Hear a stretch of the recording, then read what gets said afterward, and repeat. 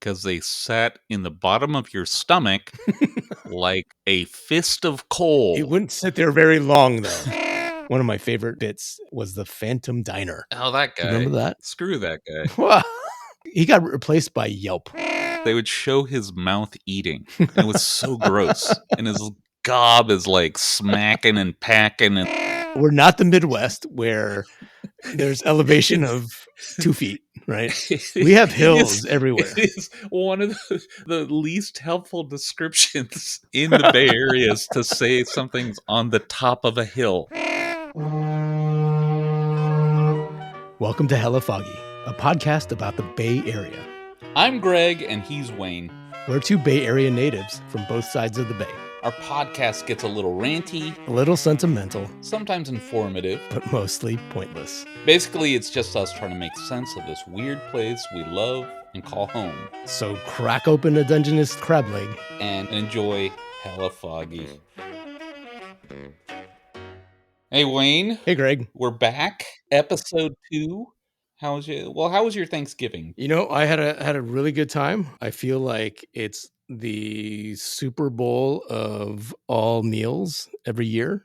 You did send me a picture of the cookie, the Thanksgiving turkey. Yes, the turkey you cooked. It looked amazing. Oh yeah, thank you. It tasted amazing actually, and it was a 7-hour cook on the turkey. So I smoke my turkeys usually. Oh, I bet you do.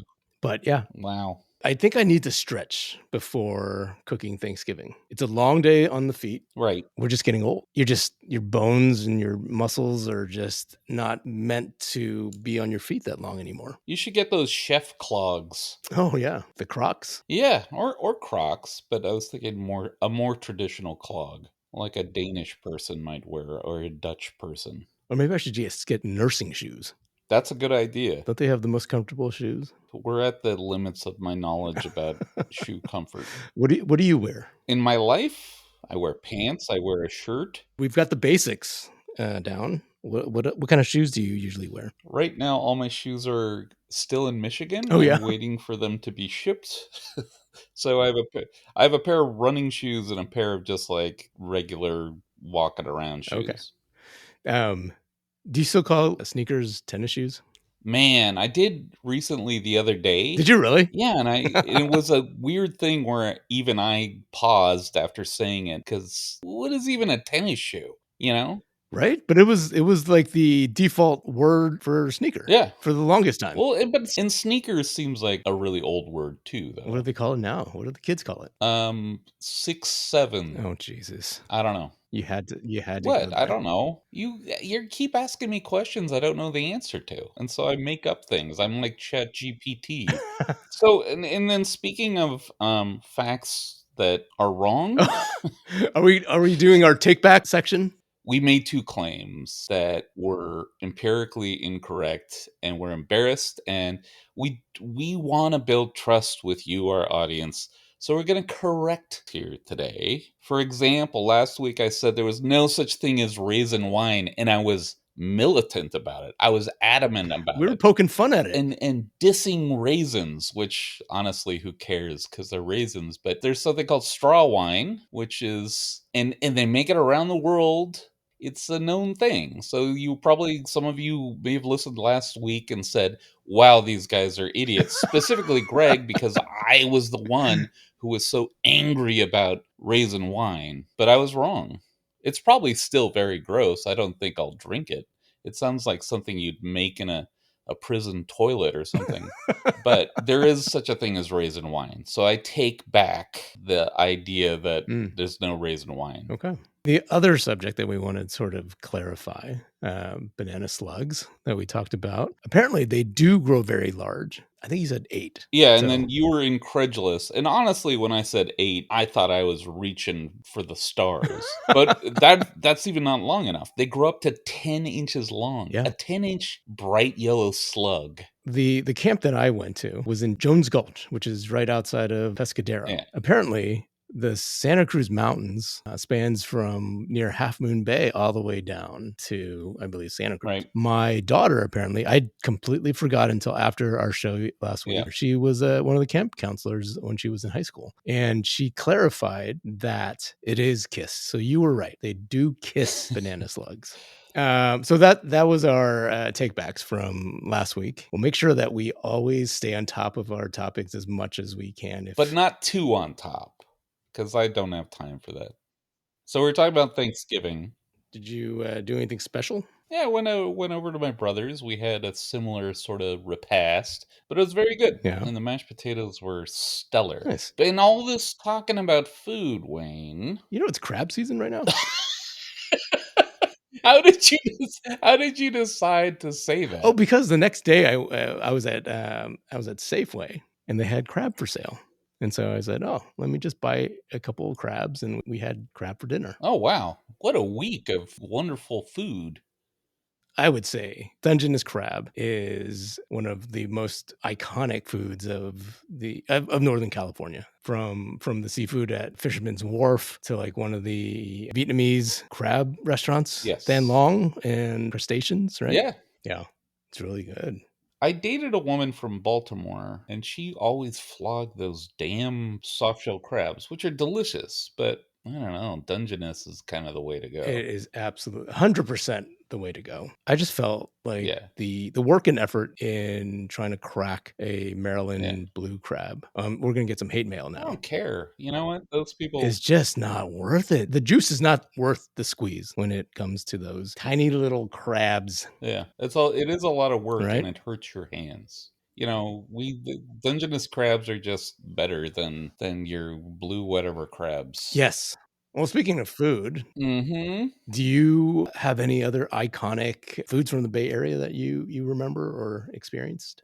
As a kid, It's were kinda like that was the peak Mhm. cold treat dessert thing, and what they are is, you know what they are, Wayne, but Oh, in yes, I case do. other people Yeah. don't know, and honestly, every region has these. It's the oatmeal cookie with ice cream in the middle, dipped in chocolate, and it's fabulous. They're lovely. Yeah, and they're made right down the freeway. Yeah, they're a Bay Area treat, like Rice-A-Roni. You know what else is made from San Francisco or originated from San Francisco? What? Fortune cookies. Oh, yeah. There was a documentary about that a while ago, wasn't there? Really? I believe so. I know there's always like Chinatown tours that pass by that one fortune cookie factory in the alley. But I remember always like walking by that as a child. There'd be ladies in there standing in front of the fortune cookie machine and folding the cookies. And Yeah, and so their great innovation was just like this metal stick that they yeah, folded the cookie around. And that was like that was all it took to like create a worldwide phenomenon hmm as a metal stick that you wrap the still warm, golden glowing sweet dough around. and then it gets nice and crispy. And then what about chains, like food, like restaurant chains? Well, do you remember Doggy Diner? Yeah, of course. Well, it's no longer around, obviously, but I remember one day I was going home from work and a truck drove by with 3 Doggy Diner heads Right. on the trailer. Right. Like you're just driving. I don't know what he was doing. Was he delivering them? Maybe it was an Uber Eats. Yeah, it was very awesome because I got to see a little piece of my childhood. So we should tell them. So the Doggy Diner was the hot Right. dog chain, Right. right? And I think it was just in the city. I don't know that it was. I don't think it was anywhere else besides San Francisco. Yeah. Yeah, their mascot was like a wiener dog, Mhm. and so their signs outside would have these giant fiberglass heads of wiener dogs dressed as chefs. Yeah, they had a chef's cap on it. Did they have an ascot? No, I can't remember. Whatever Well, the wiener dog's the mascot. No, an ascot. Oh, an ascot. It had something around its neck, no? Oh, well, we'll find out. Yeah, we'll do some research. But yeah, so apparently I think those heads or those signs were sold off. So somebody had bought 3 of them. Well, that's a drag and a bummer. Right? I should try to get one, You put it in should. my backyard. That'd be awesome. The Doggy Diner restaurant that I remember was on 19th, and then there was another one on Sloat, I think, near the zoo. Yeah, that's the one I remember. Yeah. I think that one Yeah. on Sloat was there for quite a while too. Yes. So And I don't think I ever went.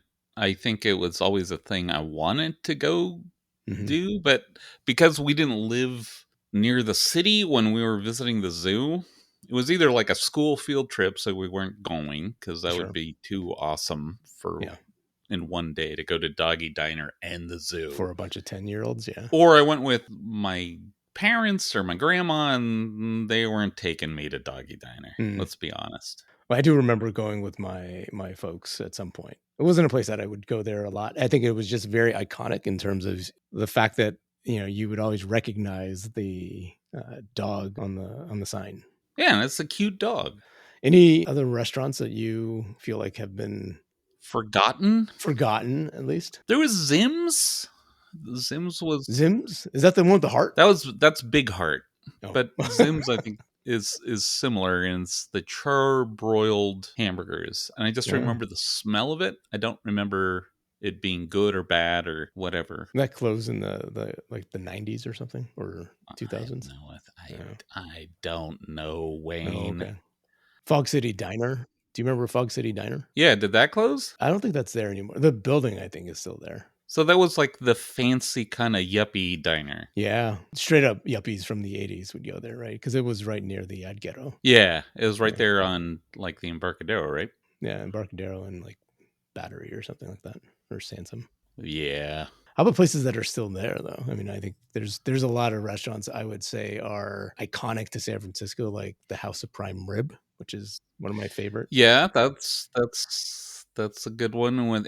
So the House of Prime Rib is, of course, a prime rib place, and their great invention is they have these weird aluminum carts that they bring the prime rib on Mhm. that have their lids are retractable. And I this is the thing. This is I guess they're the only place that has these, and they're Oh, this is a very controversial topic, by the way. what's the controversy? Well, it looks like a little blimp, right? Yeah, Or an Airstream. yeah, If you were to ask Southern Californians, and I believe it's actually been verified yeah, that Lowry's in LA yeah. had it first. Okay, great for Lowry's. I'm really happy for him. So is Lowry's the same as the salt? I don't know. I Yeah. think they are though, and I could be wrong, but I think they are. Oh, and then Henry's Hunan shut down. I think all of them are done, right? It could be, or maybe there's like one left. Yeah, and But then yeah. it was the home of Diana's meat pie, which is like the grossest, most delicious thing in the world. It's like a pie, but it was like a little open sandwich, right? Yeah. Was it a tortilla? It was like yeah, it was like a tostada, and I don't know if it has anything to do with Hunan cuisine. I think it's just something they I've invented. never had any Chinese food that tasted like that. Yeah, and it just foully greasy. And it was just ground beef, right? Or beef or pork, I can't remember. I don't know. Shredded lettuce, Yeah, a hot sauce, and grease. and bright orange grease. You had to order it every single time you And then but so they're delicious. Yeah, and kind of if you're a sane person and you really wanted a Diana's meat pie, you could just eat a Diana's meat pie because they sat in the bottom of your stomach like a fist of it coal. wouldn't sit there very long though. That's the problem. It was like Davy Jones' locker in your stomach was the ocean. It was just hanging out in the pit of your stomach, but it was so tasty. And the Hunan, like the traditional Hunan that they served, was also very good. But the Yeah. Diana meat pie is like that's the ticket. You haven't lived until you've had the meat pie. Boy, oh boy, All the good stuff. all those delightful treats. Yeah, Red's Java Hut's still there. Is it? Yeah, I'm pretty sure. Well, yeah, maybe it is. Reds is like between. I want to say it's between the ballpark and the Bay Bridge. Okay. And then there's the high dive, which is also, I believe that's still there. I don't know what that is. I don't know what you're talking about. I think you're making stuff up to load us with content. I'm just making up names right now. Sam Woe? Sam Woes, and Yeah. they sold beer. Oh man, I got to be careful here. I think Sam Woes. I think, and I may be wrong, and don't lawyer up, Mister Woe. but I think they had a reputation for selling beer to minors. Were you one of the miners? I don't recall ever going all the way to the city. Just to get a beer. When we say the city, we're talking about San Francisco, just to be clear. Yeah. Because that would have been like a 40-minute drive just to drink really expensive beer. Yeah, that's a schlep for you. Yeah. Actually, for me as well, from where I was. But I had a lot of family in San Francisco, so I would spend a lot of weekends hanging out At with them. Sam Woe's. Weirdly enough, so I am Chinese. What? Chinese people, especially my family, I'm generalizing right now, of that generation at least, they played a lot of mahjong. Of course. So aunts and uncles and parents, that was their thing. Every weekend involved playing mahjong. So, And are they betting on this, or are they just yeah, playing? it's there's money being exchanged. Right. They would play into the wee hours of the night, especially when we were old enough to drive.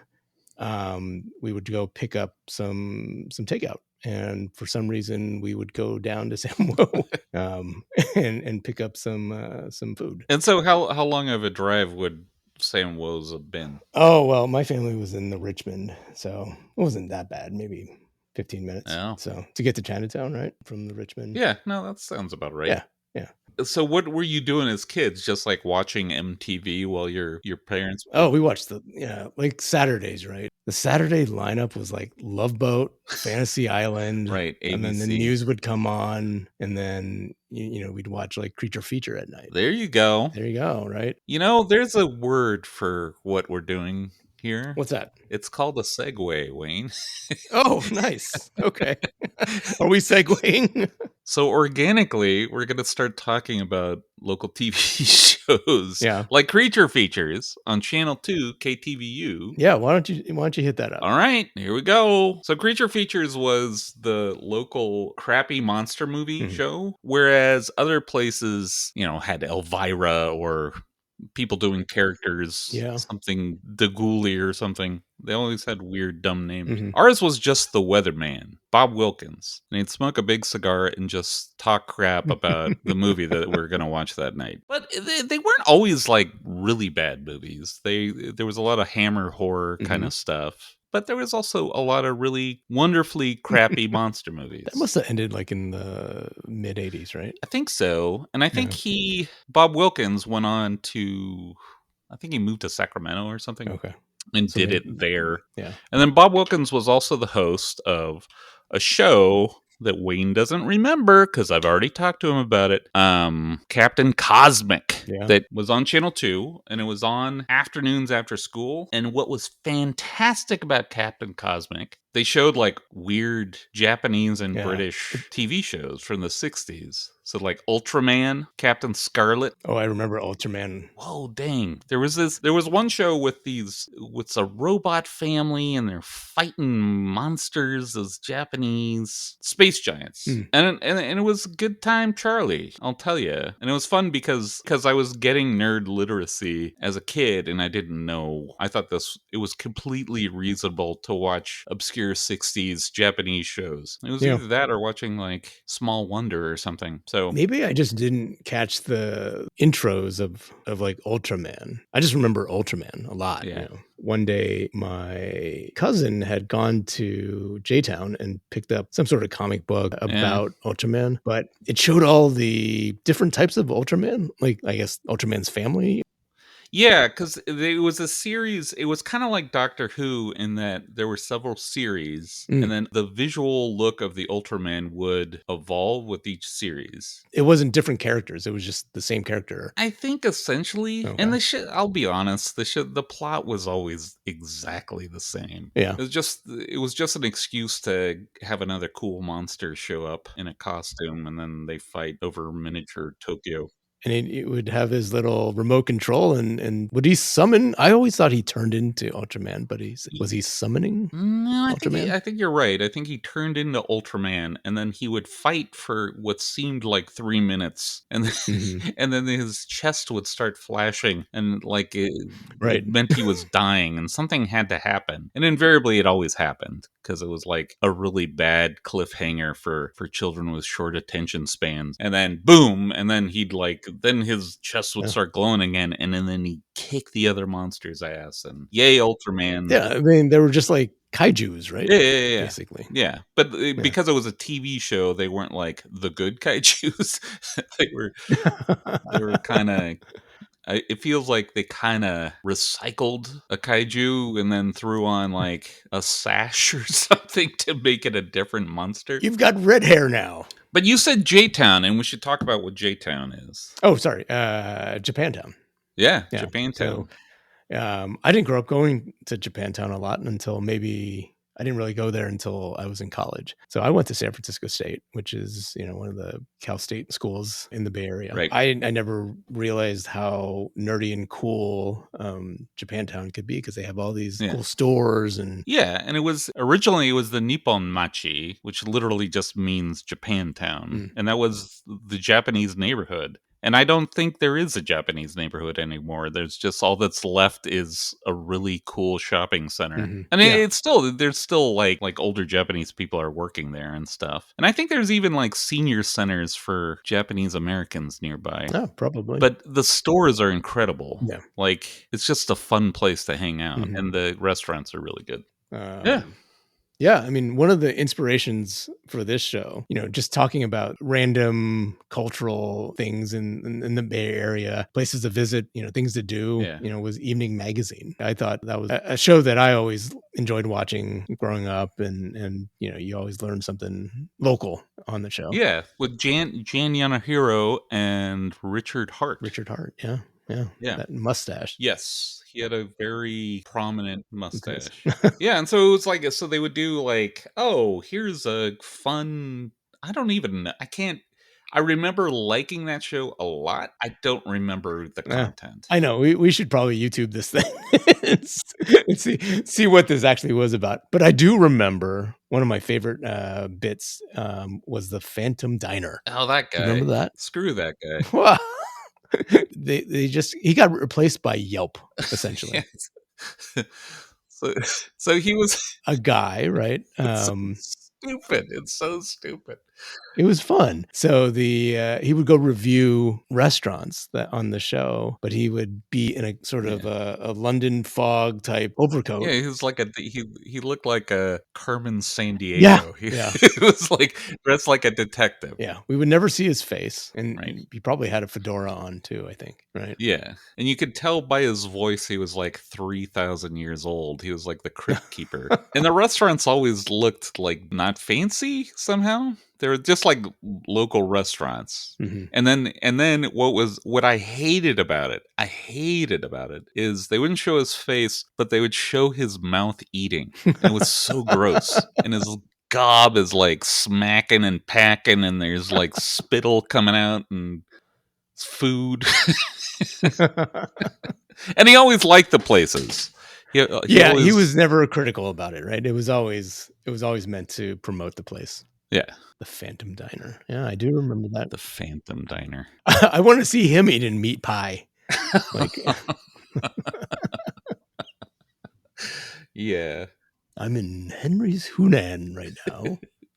But what I thought you were going to say when you introduced Evening Magazine was Bay Area Backroads.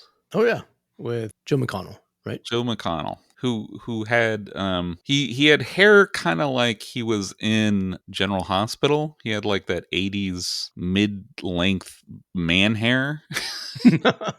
Like blonde and kind of swept back, and then he would wear like denim work shirts and then acid wash pants, and then go to interesting locations around Bay Area. He was good. He was really good. Yeah. And that also inspired our little podcast. But the difference is he actually left his house. Maybe one day we'll be able to do that too. Yeah, maybe. No, but that was a good show. And because what he did, which I think we should do, is he went to smaller towns that were kind of out of the way and kind of poked around and just showed you cool communities you might not know about. And it was pre.com, so everything didn't feel exactly the same, sort of like now. So it was interesting. You didn't really know about other places, right? I feel like nowadays it's just so accessible. Everything's so accessible, Right. I feel like back then maybe it was because we were younger and we just didn't explore as much, or at least have, the ability to explore. Right. I just felt like everything was so foreign. Like the East Bay to me just sounded foreign. Right. Marin seemed just like a world away. So Right. And I think he did a good job too of like talking about local history. Mhm. And God, we sound like really boring people that were all excited about this. It was a show about local history. You should check it out on YouTube if you get a chance. But it was good. It was interesting. It made me kind of be proud to live in the Bay Area. Can I correct us really quick? What did we do wrong this time? It is not Joel McConnell. It's Doug McConnell. Can I say that you're correcting yourself? I'm sorry. I'm correcting myself. Don't drag me down to your level, Wayne. I think I got confused with like Joel Bartlett, which was a weatherman. Yeah, Joel Bartlett. So I apologize to Doug. And any Joels that are listening. But yeah, it was Doug McConnell, which sounds so much better now when you say it like that. And McConnell is a famous Scottish raisin wine. So it all flows together. Circles back. All right, I have a question that you may be able to answer because this is more your part of the world. But Top of the Hill Daly City. Oh yeah. What the hell is that? It was Matthews. I guess it was an electronics store, right? Where you can get car radios or, speakers and all that. But the one promotion that they had during the 80s was, I don't know what the amount was, but if you bought something past a certain amount, you'd get a bike. You got a mountain bike. Right. Yeah. My friend was all excited because he went and bought a car stereo and he's like, I'm going to get a bike. And then he bought the bike and it was like shitty. Like the radio ad would say, I just bought a car stereo. Yeah. And then somebody would say, you get a bike. I bought a record player. You get a bike. So yeah, it was really cool. What's the hill though? I don't know. John Daly Boulevard. So if you drove all the way to the top of John Daly Boulevard, it's a hill to the top of Daly City. And I guess that's what they would call it. Top of the hill, Daly City. So just to be clear, so that's at the end of the TV ad or the radio ad. Top of the hill, Daly City. Yeah. And so for years, I thought there was a road or a thoroughfare in Daly City called the Hill. So it wasn't good. It wasn't a good call to action because it was sending you to a place based on some kind of like folkloric description that a farmer might use instead of an address. I want to be very clear. What? The Bay Area is full of hills. We're not the Midwest where there's elevation of 2 feet, right? We have hills everywhere. It is one of the least helpful descriptions in the Bay Area is to say something's on the top of a hill. I'm visiting my 17th hill. I can't find this goddamn. But it's funny because I just want a bike. Because I moved in our last episode, Wayne touched on the fact that I just moved back here. I was living in the Midwest in the Detroit metro area. And the town I lived in had a neighborhood called The Hill. And the hill wasn't much of a hill, but it was singular enough that they called that neighborhood The Hill. Because it's extremely flat there. And then so I brought a friend to the Bay Area at one point, and she was blown away by what she thought were mountains, but it's just like hills. It was just Daly City. She got a bike though, so she did get a bike. Yeah, nice. Oh, and then the Marty Sherman at the sawmill. Yep. That was another. Was there a tune to that? No, but he was always riding a horse. He was a big, chunky guy. Yeah. And then I went to middle school with his daughter. And it was in Oakland, I think, or Hayward or something. It was in the East Bay. The other thing that I remember about the East Bay, because I would not go to this sporting goods store, but it looked amazing. It was called Tri-City Sporting Goods. And the Tri-City, I think, stands for Fremont, Newark, and Union City. Right. And it felt like Tri-City they were sort of an early adopter of like extreme sports kind of stuff, I want to say. Like you could get probably, yeah. You could get like the regular skateboards, like cleats and gloves and stuff. But then they had like snowboards, sleeping bags, you could probably get a bike there. Yeah. But I've never gone there. We used to actually work with somebody that worked there, actually. Oh, you can tell me off the air who it is. I'm intrigued. Well, if you're ever in Daly City, Right. yeah, you know what kind of weather they usually have? Yeah, I do. Yeah, You know what it is? It's yeah. hella foggy. In Daly City. Right. I don't know. It doesn't work, does it? Are you trying to wrap it up? I'm so tired.